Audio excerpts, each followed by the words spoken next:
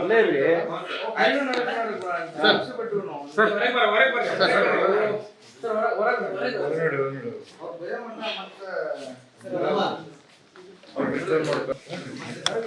ನಡ್ರಿ ಹೊರಗೆ ನಡ್ರಿ ಎಲ್ಲರೂ ನಡ್ರು ಮರ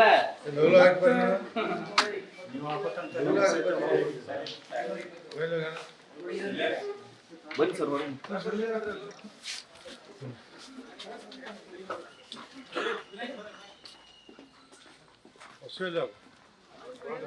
ಪರಶುರಾಮ್ ಸರ್ ಹಿಂಸಗ್ರಿ ಕಲ್ಮೆ ಸರ್ ಹಿಂಸಗ್ರಿ ಅವ್ರಿಗ ತಗೊಂಡು ಕೇಳ್ರಿ.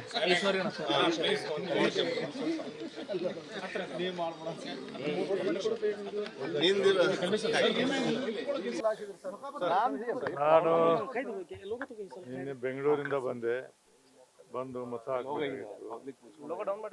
ಹಾಕಿದ್ದೀವಿ. ಇವತ್ತಿನ ದಿನಮಾನಗಳಲ್ಲಿ ಭಾಳಷ್ಟು ಜನ ಬೆಂಗಳೂರಲ್ಲಿ ನಾವು ನೋಡಿದ್ವಿ, ಬೆಂಗಳೂರಾಗ ವೋಟಿಂಗ್ ಏನಾಗಿದೆ. ಇದಕ್ಕೆ ನಾನು ತಲೆಯೊಳಗೆ ನನಗೆ ಏನು ಬರೋದಿದೆ ಅಂದರೆ, ಈ ದೇಶದಲ್ಲಿ ಎಲೆಕ್ಷನ್ ಕಮಿಷನ್ ಅವರು ಬೇಕಾದಷ್ಟು ಸುಧಾರಣೆ ಮಾಡ್ತಾರೆ, ಕಡ್ಡಾಯ ಮತದಾನ ಯಾಕೆ ಮಾಡಬಾರ್ದು ಅಂತ ನನ್ನ ತಲೆ ಬರೋದು. ಬೆಂಗಳೂರಾಗ ನೋಡಿದ ನಂತರ ಸೂಟಿಯಾಗಿ ಎಲ್ಲರೂ ಎಲ್ಲೇ ಹೋಗಿಬಿಡ್ತಾರೆ. ಇದಾಗಬಾರ್ದು. ಪ್ರತಿಯೊಬ್ಬರು ವೋಟ್ ಹಾಕಿ ಜನಪ್ರತಿನಿಧಿಗಳು ಆರಿಸಿ ಕಳಿಸುವಂಥ ವ್ಯವಸ್ಥೆ ಮಾಡಿ. ಎಷ್ಟೋ ಜನ ಯಾರಿಗೆ ವೋಟ್ ಹಾಕ್ಬೇಕಂತಿರ್ತಾರೆ, ಅವರು ತಪ್ಪಿಸಿದ್ರೆ ಅವ್ರಿಗೆ ಎಷ್ಟೋ ಸರಿ ಅನ್ಯಾಯ ಆಗಬಾರ್ದು. ಅದಕ್ಕೆ ಈ ನಮ್ಮ ಇಡೀ ಜಗತ್ತಿನಲ್ಲಿ ಪ್ರಜಾಪ್ರಭುತ್ವ ಇದ್ದಂಥ ನಮ್ಮ ದೇಶದಲ್ಲಿ ವೋಟಿನ ಮುಖಾಂತರ ಜನಪ್ರತಿನಿಧಿ ಆರಿಸಿ ದೇಶಕ್ಕೆ ಒಳ್ಳೇದು ಮಾಡುವಂಥ ಕೆಲಸವನ್ನು ಮಾಡಬೇಕು. ಕಲ್ತವರು ತಿಳಿದವರು ವೋಟ್ ಹಾಕೋದು ಕಡಿಮೆ, ಅದು ತಪ್ಪಬೇಕು. ಸರ್ಕಾರಿ ನೌಕರಿ ಇದ್ದಂಥವ್ರಿಗೆ ಕಡ್ಡಾಯ ವೋಟ್ ಹಾಕುವಂಥ ಒಂದು ವ್ಯವಸ್ಥೆಯನ್ನು ಮಾಡಬೇಕು ಅಂಥೇಳಿ ನಾನು ಅಪೀಲ್ ಮಾಡತ್ತೀನಿ ನಾನು ಎಲೆಕ್ಷನ್ ಕಮಿಷನ್ಗೆ.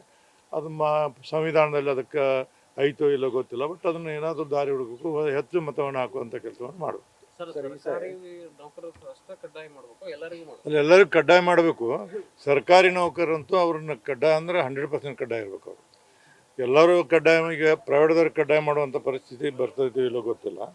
ಅವಾಗ ಅಂತ ಮೆಡಿಕಲ್ ಸರ್ಟಿಫಿಕೇಟ್ ಅವು ತರಬೇಕು. ಅವನ್ನೆಲ್ಲ ಮಾಡ್ಬದ್ಲಿ ವೋಟ್ ಹಾಕ್ಕೊಂಡು ಅಂತ ಜನಕ್ಕೆ ಬರೋದು, ಹಂಗೆ ವೋಟ್ ಹಾಕ್ಬೇಕು ಅಂತ.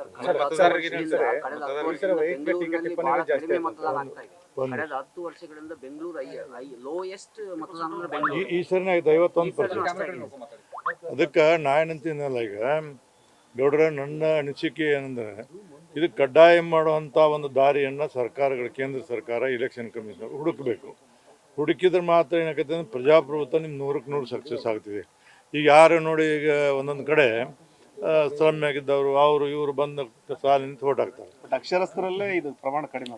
ಅತ್ಯಂತ ನೋವಿನ ಸಂಗತಿ ಅಂದ್ರೆ, ಕಲ್ತವರು, ನೌಕರಿ ಮಾಡೋರು ಇವರ ವೋಟ್ ಹಾಕೋದಿಲ್ಲ. ಅವ್ರಿಗೆ ಪ್ರಜಾಪ್ರಭುತ್ವಕ್ಕೆ ಕಲ್ಪನೆ ಇರಬೇಕಲ್ಲ. ನಾವು ಪ್ರಜಾಪ್ರಭುತ್ವದ ಜಗತ್ತಿನಲ್ಲಿ ಬಾಳ್ತೀವಿ, ಪ್ರಜಾಪ್ರಭುತ್ವದಲ್ಲಿ ಇದ್ದಲ್ಲಿ ನಾವೆಲ್ಲ ನೌಕರಿ ಮಾಡ್ತೀವಿ ಅನ್ನೋಂಥ ಭಾವನೆ ಎಲ್ಲರಿಗೂ ಬರಬೇಕು. ಹಾಗಾದ್ರೆ ಮಾತ್ರ ಪ್ರಜಾಪ್ರಭುತ್ವ ಏನಾಗುತ್ತೆ ಅಂದ್ರೆ ಒಳ್ಳೇದಾಗ್ತಿದೆ ಅನ್ನೋದು 100ಕ್ಕೆ 100 ಅದು ಎಲ್ಲ. ಈಗ ನೋಡ್ರಿ, ನಾ ಭಾಳ ಸರಿ ಹೇಳೀನಿ, ಎಲ್ಲಿವರೆಗೆ ನೀವು ದುಡ್ಡು ಕೊಟ್ಟ ವೋಟ್ ಹಾಕೋರು, ದುಡ್ಡು ತೊಗೊಂಡು ವೋಟ್ ಹಾಕೋರು ಇದ್ರೆ ಪ್ರಜಾಪ್ರಭುತ್ವ ಏನಾಗ್ತಿದೆ ಹೇಳಿ ನೋಡಿ. ಇದು ಅಂದ್ರೆ ವ್ಯಕ್ತಿ ಏನೇ ಕೆಲಸ ಮಾಡಿದ್ರೆ ಕೆಲಸಕ್ಕೆ ಗೌರವ ಇಲ್ಲ ಅನ್ನುವಂಥ ಸ್ಥಿತಿ ಬರ್ತೈತಿ. ಅದಕ್ಕೆ ಪ್ರಜ್ಞಾವಂತರಾದವ್ರು ಮಾಡಬೇಕು. ಮತ್ತು ನೀವೆಲ್ಲ ಈ 4ನೇ ಹಂಗಿದ್ದವ್ರು ನೀವು ಸಾಕಷ್ಟು ಅದ್ರ ಬಗ್ಗೆ ಬರ್ದಿರಿ, ಸಾಕಷ್ಟು ಹೇಳಿರಿ. ಇನ್ನೂ ಹೆಚ್ಚು ನೀವು ಇದಕ್ಕೆ ಒತ್ತು ಕೊಟ್ಟು ನಿಮ್ಮಿಂದನೂ ಸಾಕಷ್ಟು ಸುಧಾರಣೆ ಆಗ್ಬೋದು. ವೈಯಕ್ತಿಕ ಟೀಕೆ ಟಿಪ್ಪಣಿಗಳು ಜಾಸ್ತಿ ಆಗುತ್ತೆ. ನಾನು ಹೇಳಿ, ನಾನು 44 ವರ್ಷ ವಿಧಾನ ಪರಿಷತ್ ನಡೆದೀನಿ, ವಿವಿಧ ಹುದ್ದೆಗಳಲ್ಲಿ ಕೆಲಸ ಮಾಡೀನಿ. ಬಟ್ ಈ ನೋಡಿರಿ ಸರಿ, ಚುನಾವಣೆಯೊಳಗೆ ಬರಗಾಲ ಐತಿ, ಜನರಿಗೆ ನಾವು ನೀರು ಕೊಡ್ತೀವಿ, ಜನಗಳಿಗೆ ಮೇವು ಕೊಡ್ತೀವಿ, ಮತ್ತೇನು ನಿರುದ್ಯೋಗಿಗಳಿಗೆ ಏನಾದರೂ ಉದ್ಯೋಗ ಕೊಡ್ತೀವಿ. ಇವು ಯಾವೂ ಇಲ್ಲ. ಬರೀ ಟೀಕೆ, ಅವ್ರನ್ನ ಇವ್ರು ಬೈಯೋದು, ಅವ್ರು ಬೈಯೋದು. ಇದನ್ನು ಬಿಟ್ಟರೆ ಯಾವುದೇ ರೀತಿಯಿಂದ ಜನರಿಗೆ ನಾ ಇಂಥ ಕೆಲಸ ಮಾಡ್ತೀನಿ ಅನ್ನೋಂಥ ಭಾವನೆಯನ್ನು ಹೇಳುವಂಥದ್ದು ಏನಿಲ್ಲ.